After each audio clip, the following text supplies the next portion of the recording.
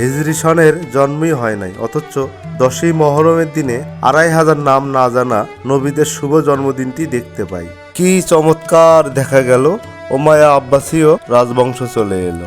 ধর্ম দর্শনের বিশ্লেষণ করা ভালো, কিন্তু কাদা ছোড়াছুরি করা মোটেই শোভনীয় নয়। ধর্মের বলয়ে তথা বৃত্তের তথা আঙ্গিনায় কিছু কথা বলা যায়, কিন্তু ব্যক্তি স্বাধীনতাটুকু থাকে না। বিশ্লেষণের সামান্যতম দলিলটুকু থাকতেই হবে।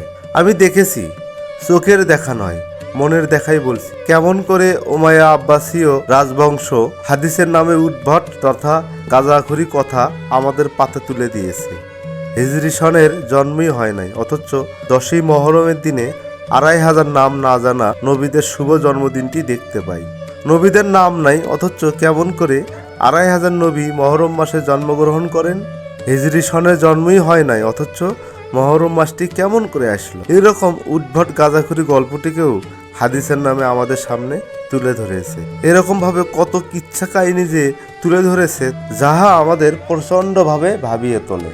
শহীদে আজম ইমাম হোসাইন 10ই মহরমে শহীদ হয়েছিলেন।